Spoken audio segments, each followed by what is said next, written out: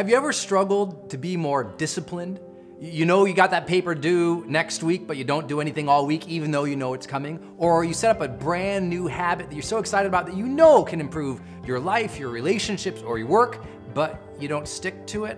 Or you started that workout routine, and you got really pumped up, fired up into it, you lost a couple pounds, but then 3 weeks later it was gone, and what did you blame? You blamed your discipline. You said, I wish I was more disciplined and everything would be great. And the reality is it's true. Discipline is one of the most important things we can develop in our lives, because without that ability to be sort of self-reliant and willful to get things done on a continual basis, we never get that great amount of momentum and progress towards what we really want.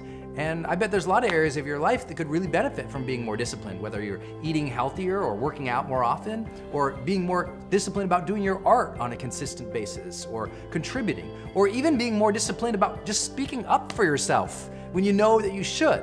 So how can we help you find a goal and be more disciplined? That's the topic of this video. Now I'm gonna assume a little bit that, because it's gonna be a short video, I wanna make sure that you have something in mind that you wanna be more disciplined to. So think about a major dream or a major ambition that for some reason you're like, gosh, I wish I really stuck with my sort of actions and routines more often. If you can have that in mind, then this is gonna really serve you. I have 4 ideas for you today. The first idea is to emotionally engage with that dream each morning of your life. See, a lot of people don't actually struggle with the discipline part in terms of the doing the thing. It's that they're not getting revved up to do the thing. In other words, we got a problem with motivation, not necessarily just discipline. We have a problem with that once in a while you hit it, you do the work, but a lot of times you fall off because you're not emotionally engaged in it. It's like if you want a lot of discipline, you need a high level of emotional connection and focus on that thing that you want to work towards. So every morning, what I want you to do is just start a new visualization practice. When you wake up in the morning, close your eyes, think about the dream, the aspiration, the thing that you're really after in life, and just visualize it and really get yourself emotionally attached, emotionally engaged with it. Think about how great it will feel for you to have that thing, or be that thing, or contribute that thing, to make that difference. Just think about it, allow it to well up in your heart a little bit, get excited about it, remember the dream. That's why we get away from discipline, because we're so busy with the chaos of the world that we emotionally are no longer attached in a way that our brain says, hey man, focus on this. It's important to you, remember? So if your heart is disengaged, it's difficult to stay disciplined. So every morning, make it a practice to actually just imagine the payoff, the benefit, the contribution, the art, the thing that you do and are doing and do contribute. If you can do that more often, you'll be more fired up and you'll stay back on track. The second thing is, we gotta handle that chaos that we talked about.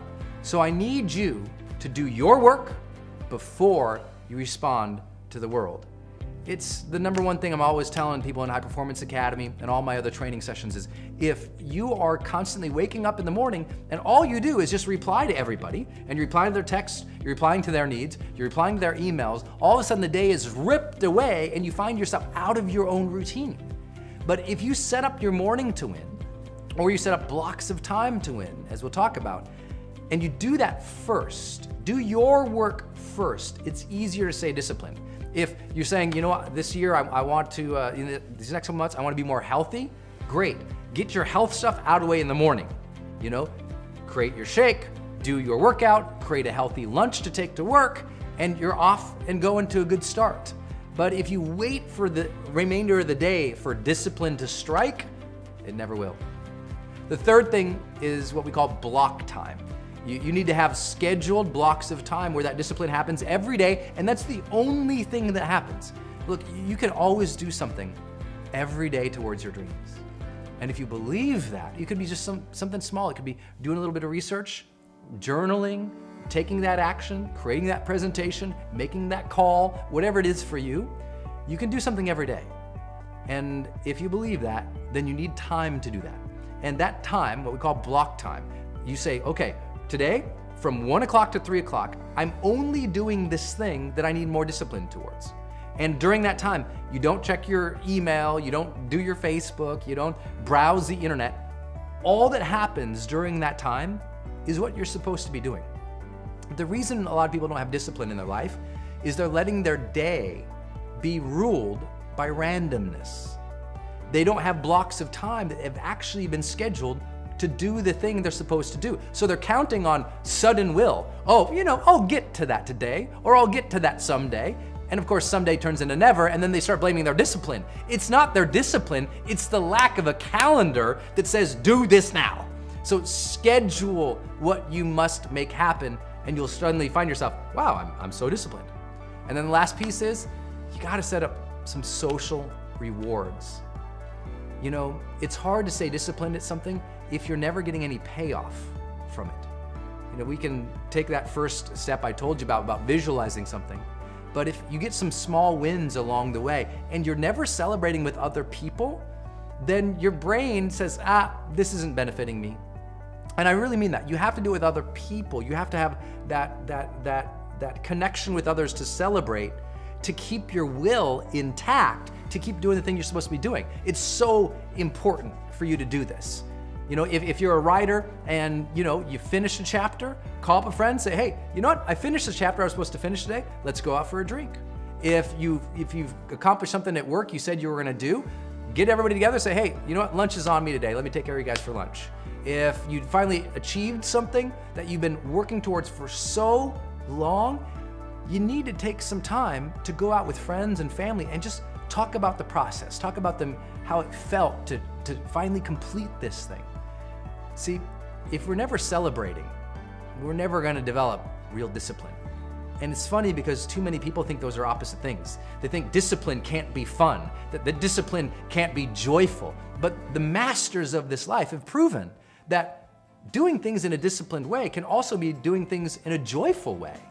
And if you think discipline has to be this hard, awful, terrible thing, maybe you're never going to have discipline because you're constantly trying to fool yourself into doing things you don't want to do. And it's time to find the things that you do want to do.